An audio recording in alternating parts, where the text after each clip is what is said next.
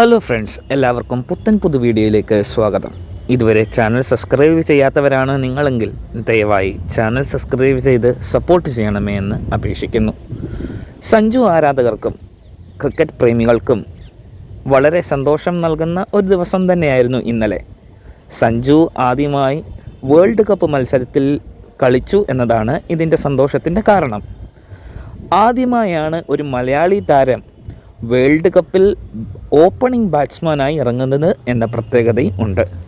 ശ്രീശാന്ത് നേരത്തെ വേൾഡ് കപ്പിൽ കളിച്ചിട്ടുണ്ടെങ്കിലും അദ്ദേഹം ഒരു ബോളറായിരുന്നല്ലോ. ഒരു ബാറ്റ്സ്മാനായി വേൾഡ് കപ്പിൽ ഇറങ്ങുന്ന ആദ്യ മലയാളി താരമായാണ് സഞ്ജു മാറുന്നത് എന്നത് മറ്റൊരു പ്രത്യേകതയാണ്. വളരെ ആകാംക്ഷയോടെയും പ്രതീക്ഷയോടെയുമാണ് സഞ്ജുവിൻ്റെ ബാറ്റിംഗ് നോക്കിയതെങ്കിലും വെറും 8 ബോളുകൾ മാത്രം കളിക്കാനേ അദ്ദേഹത്തിന് സാധിച്ചുള്ളൂ. 8ാമത്തെ ബോളിൽ ഒരു അനാവശ്യ ഷോട്ടടിച്ച് അദ്ദേഹം ഔട്ടാകുകയാണ് ചെയ്തത്. എങ്കിലും 8 ബോളുകളിൽ 3 സിക്സും 1 4ഉം ഉണ്ട് എന്നത് മറ്റൊരു പ്രത്യേകതയാണ്. ഇദ്ദേഹത്തിൻ്റെ സ്ട്രൈക്ക് റേറ്റ് 275 എന്നത് മറ്റൊരു പ്രത്യേകത.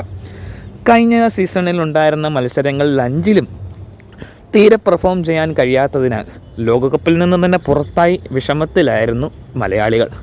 എന്നാൽ ഇപ്പോൾ അഭിഷേക് ശർമ്മയ്ക്കുണ്ടായ പരിക്കും മറ്റ് താരങ്ങൾക്കുണ്ടായ പരിക്കുകൾക്കൊക്കെ മൂലം ഒരു ഭാഗ്യമെന്ന നിലയിൽ അവർ സഞ്ജുവിനെ തിരഞ്ഞെടുക്കുകയായിരുന്നു.